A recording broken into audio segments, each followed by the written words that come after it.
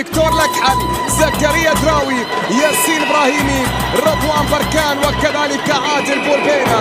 الاسماء التي اختارها مجيد بوغيرا في تشكيلة منتخب الجزائر في تشكيلة الخضر في هذا اللقاء. بالنسبة للعراق في مباراة الليلة طه طالب في حراسة المرمى، مناف يونس، ميثم جبار امام منتخب الجزائر اللي نظريا تأهل لكن حسابيا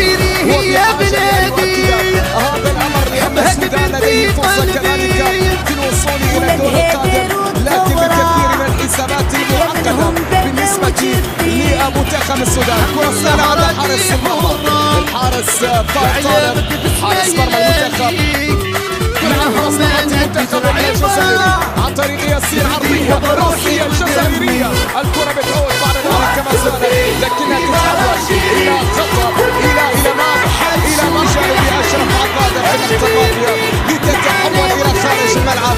رميه تماس لمنتخب السودان الرافدين، رميه جانبيه للعراق. هناك مباراتين كبيرتين امام البحرين وامام السودان في المباراه الماضيه، لا سيما في شوط المباراه الثانيه والمباراه الاخيره. هنا لدينا رميه جانبيه، التكتيك والكره ستنفذ لمصلحه المنتخب العراقي في هذه اللحظات.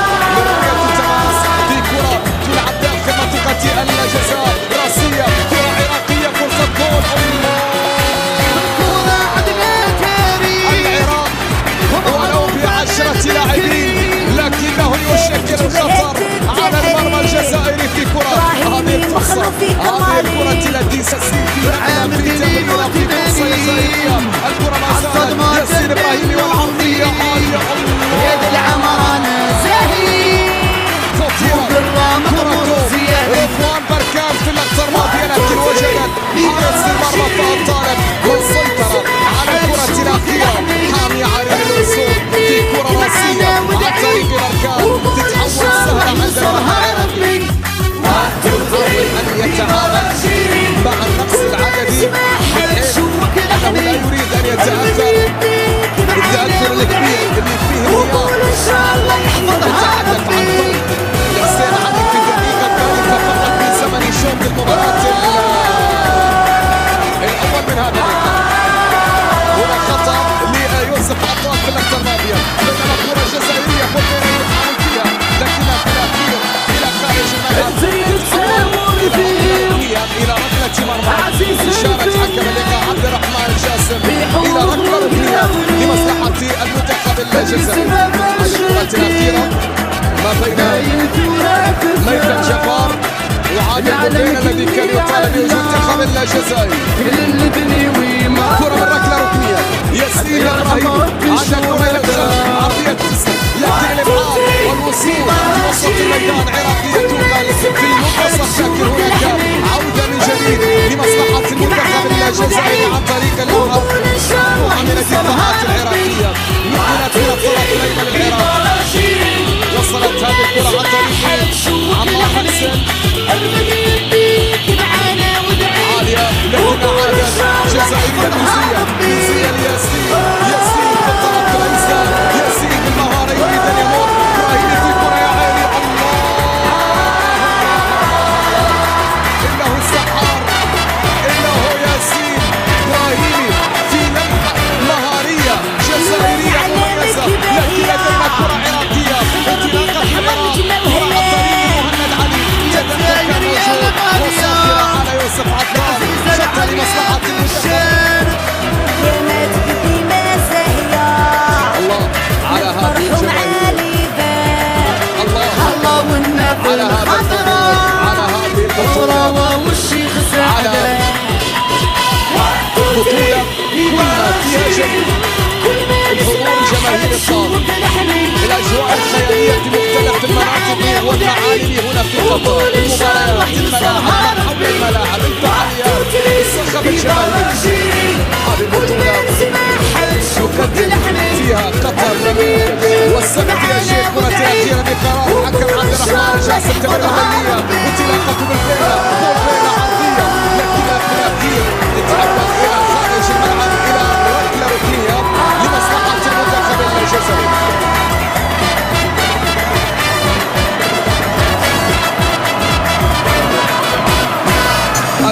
المنتخب العراقي صامد حتى الآن عطفا على الطرد المبكر في هذا اللقاء.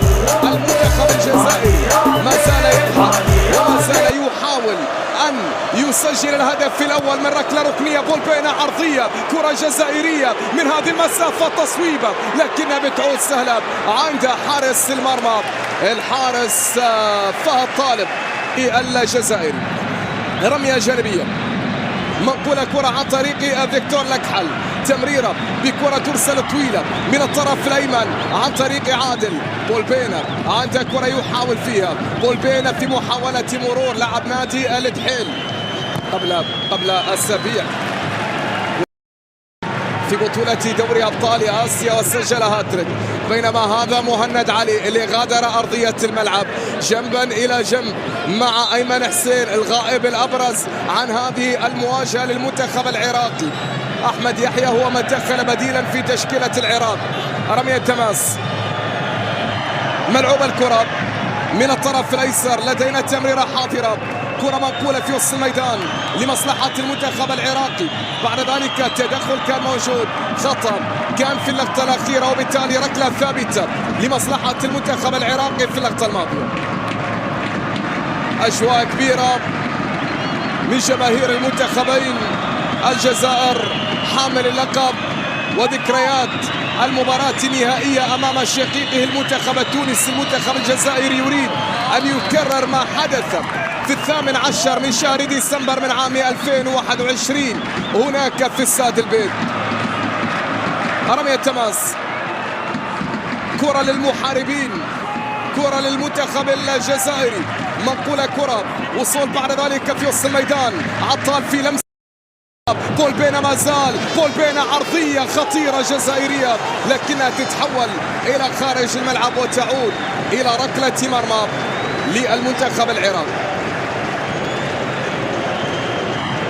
هذه الجماهير العراقية وهذه الجماهير الجزائرية وهذه اللوحة من هذا اللقاء. هناك البحرين هدف، السودان لا شيء، هنا الجزائر العراق، تعادل سلبي ما بين الشقيقين. بينما كرة جزائرية عرضية راسية، الله، لقد حان وقت المحاربين للانقضاض على الصدارة. نعم، بكرة توغاي براسية محمد أمين توغاي في شباك فهد طالب. الجزائر هدف، العراق لا شيء. ماذا يجري؟ هل هناك تسلل؟ هل هناك إلغاء؟ أم أن الهدف يلغى؟ ما بين المساعد وحكم الساحات القرار الأخير ماذا يكون؟ هل يؤكد الهدف أم يلغى الهدف؟ الجزائر يسعد، العراقي يتشبث بقرار حكم مساعد في كرة أخيرة وتسلل إذن، تسلل إذن والهدف يلغى.